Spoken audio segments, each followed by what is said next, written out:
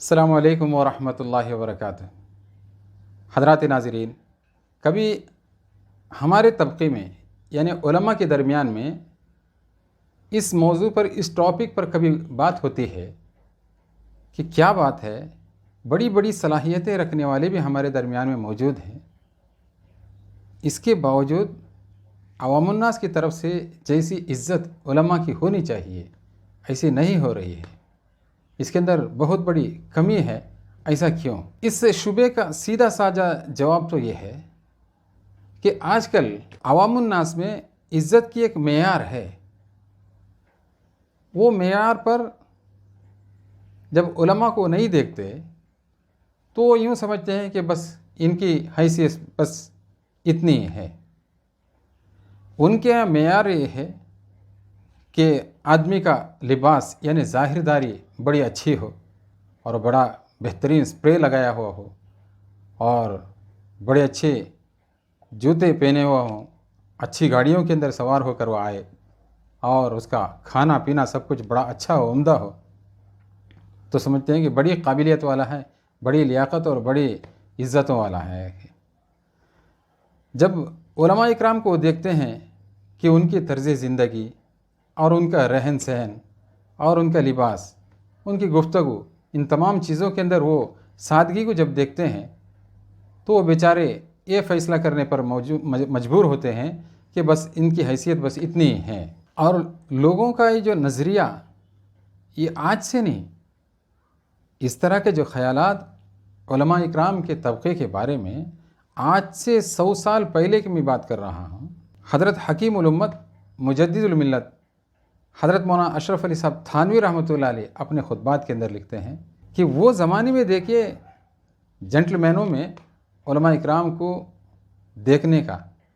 اور ان کے بارے میں سوچنے کا کیا رویہ تھا، کہ حضرت فرماتے ہیں کہ ایک مرتبہ ہم شملہ گئے، ہماچل پردیش میں، وہاں کی جو مین سٹی ہے اس کو شملہ کہتے ہیں، تو وہاں پر حضرت مولانا اشرف علی صاحب تھانوی رحمۃ اللہ علیہ کا بیان تھا۔ حضرت کے بارے میں تو ساری دنیا کو پتہ ہے، ہمارے پڑوسی ملک کے ایک مفتی اعظم ہیں حضرت مفتی تقی عثمانی صاحب دامت برکاتہم، اللہ تعالیٰ آپ کے سائے کو ہم سب کے اوپر تادیر قائم رکھے، آمین۔ حضرت فرماتے ہیں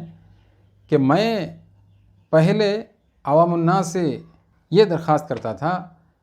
کہ تم اپنی اصلاح کے لیے حضرت مولانا اشرف علی صاحب تھانوی رحمۃ اللہ علیہ کی کتابوں کا مطالعہ کیا کرو، یہ تقلیداً تھا۔ ابھی میرا نظریہ بدل گیا ہے، اب میں پوری تحقیق کے بعد میں تحقیقاً یہ کہتا ہوں کہ اس زمانے میں ایک آدمی کی اصلاح کے لیے حضرت مولانا اشرف علی صاحب تھانوی رحمۃ اللہ علیہ کی کتابوں سے بڑھ کر کوئی کتاب نہیں ہے۔ اتنے بڑے مجدد الملت، ان کے بارے میں بھی عوام الناس جو جنٹلمین ٹائپ کے ہیں، جب تک حضرت کی قابلیت باہر نہیں آئے تو کیا نظریہ رکھتے تھے دیکھیے۔ تو حضرت کا بیان ابھی شروع ہونے والا ہی تھا کہ ایک جنٹلمین صاحب حضرت کے سیدھے سادے لباس کو دیکھ کر حضرت مولانا اشرف علی صاحب تھانوی رحمۃ اللہ علیہ کے بیانات کا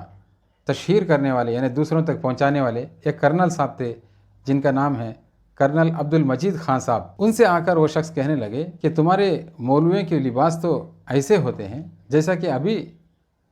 پخانے سے باہر نکلے ہو، نعوذ باللہ من ذالک۔ اس پر کرنل صاحب کو یقیناً بہت بڑا غصہ آ گیا، تو کرنل صاحب کہنے لگے کہ بھائی ابھی حضرت کا بیان شروع ہو رہا ہے، آپ بیان کو پہلے سن لو شروع سے آخر تک، اور اس کے بعد میں جو آپ کا سوال ہوگا اس کا جواب دینے کی انشاءاللہ کوشش کی جائے گی۔ اس کے بعد میں وہ شخص بھی بیٹھے اور بیٹھنے کے بعد میں حضرت کا بیان از اول تا آخر، شروع سے آخر تک سنے، پورا بیان انہوں نے شروع سے آخر تک سنا، اور اس کے بعد میں کرنل عبد المجید خان صاحب نے اس شخص سے جا کر سوال کیا کہ بھائی بتاؤ اب آپ کا کیا سوال ہے، بس یہ سننا تھا۔ وہ جنٹلمین صاحب اتنا شرمندہ ہوئے، شرم سے پانی پانی ہوئے اور کہنے لگے کہ میری بہت بڑی حماقت تھی، بیوقوفی تھی کہ میں نے صرف لباس کو قابلیت کا اور لیاقت کا معیار سمجھا تھا، لباس ہی سب کچھ ہوتا ہے، حالانکہ وہ نہیں ہے، بلکہ قابلیت اور لیاقت کا معیار کچھ اور ہے۔ اسی لیے اپنے خطبات کے اندر حضرت مولانا اشرف علی صاحب تھانوی رحمۃ اللہ علیہ لکھتے ہیں کہ مولوی عام طریقے سے سیدھے سادے ہوتے ہیں، ان کے گفتگو کے اندر بھی سادگی ہے، یعنی بات چیت میں اگر کوئی ان سے بات چیت کرے بلکہ جس کے پاس جتنا علم زیادہ ہوگا وہ اپنے آپ کو اتنا ہی چھوٹا بنا کر پیش کرتا ہے اور یہ بولتا ہے کہ بھائی میرے پاس علم ہی کیا ہے، کچھ بھی نہیں ہے۔ اور ان کے لباس بھی بالکل سیدھا سادہ سا ہوتا ہے، اور بلکہ کبھی کبھی جب ایمان کا دعویٰ کرتے ہیں تو اسے یہ کہہ دیتے ہیں کہ بھائی میرا ایمان ہی کیا ہے، بس تحدیث بالنعمہ، یعنی اللہ تبارک و تعالیٰ کی نعمت سمجھ کر یہ کہتے ہیں کہ اللہ کا احسان ہے کہ اللہ نے مجھے ایمان دیا ہے، ورنہ تو میرا ایمان ہی کیا ہے۔ جب اس طرح کے سیدھے سادے رویے کو اور طرز کو اور بات چیت کو ان کے منہ سے جو سن لیتے ہیں تو وہ سمجھتے ہیں کہ بھائی بس ان کی عقل کے معیار بھی اتنی ہوگی، ان کی صلاحیت اور استعداد اور کیپیسٹی بھی اتنی ہی ہوگی۔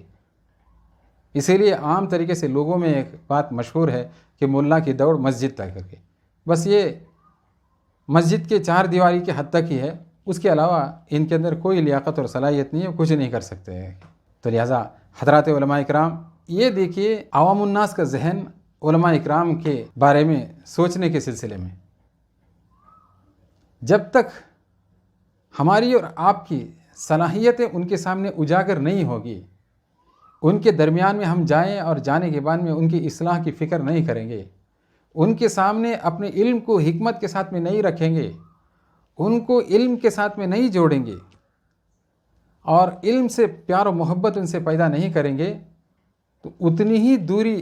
اور ہمارے اور ان کے درمیان میں پیدا ہوگی۔ ایک وقت ایسا آئے گا کہ ہمارے لیے اور آپ کے لیے بہت بڑا نقصان کا باعث ہوگا۔ آج سے 100 سال پہلے حضرت مولانا اشرف علی صاحب تھانوی رحمۃ اللہ جیسے مجدد الملت حکیم الامت کے بارے میں ایک جنٹلمین صاحب کا جب یہ نظریہ تھا، تو آج تو عوام الناس کہاں سے کہاں تک جو پہنچ گئی ہے، تو آپ اندازہ لگا لیں کس طریقے سے ہمارے اور آپ کے بارے میں ایک تصور، ایک خیال اپنے دلوں کے اندر، دماغوں کے اندر بٹھائے ہوں گے۔ تو لہٰذا ان کے درمیان میں ہم جانے کی کوشش کریں اور ہمارے اندر اللہ تعالیٰ نے جو صلاحیتیں اور استعدادیں دی ہیں ان کو استعمال کریں اور ان کو قریب لانے کی کوشش کریں۔ اللہ کی ذات سے پوری امید ہے کوئی نہ کوئی ایک بندہ اللہ تبارک و تعالیٰ اس کے درمیان سے ضرور پیدا ہوگا، جیسا کہ حضرت مجدد الملت حضرت مولانا اشرف علی صاحب تھانوی رحمۃ اللہ علیہ کے بیان کو اس نے شروع سے آخر تک سنا اور سننے کے بعد میں پانی ہو گیا اور شرمندہ ہو گیا، اور شرمندہ ہو کر اپنی کوتاہی کا اس نے اعتراف کیا اور بتایا کہ مجھ سے بہت بڑی غلطی ہو گئی اور میں بہت بڑی بیوقوفی والا کام کیا۔ میں امید کرتا ہوں کہ اس مثال کے ذریعے سے اللہ تبارک و تعالیٰ نے کسی قدر ہمارے ذہنوں کے اندر جو وسوسہ ہے، شکوک و شبہات ہے، جو سوال ہے، اس کو دور کیا ہوگا۔ دعا کریں کہ اللہ تبارک و تعالیٰ اپنے احکامات کے مطابق چلنا اور سرکار مدینہ صلی اللہ علیہ وسلم کی سیرت طیبہ کے مطابق زندگی گزارنا ہمیں اور آپ کو آسان فرمائے، اور امت کی خدمت کے لیے اپنے آپ کو پیش رکھنا، اور امت کے درمیان سے اس طرح کے شکوک و شبہات اور وساوس اور سوالات جب آ جائیں اس کو کوئی پرواہ نہ کرنا، اپنے مقصد کے اوپر نظر رکھنا، اپنے فضل و کرم سے آسان فرمائے۔ آمین یا رب العالمین، وآخر دعوانا ان الحمد للہ رب العالمین۔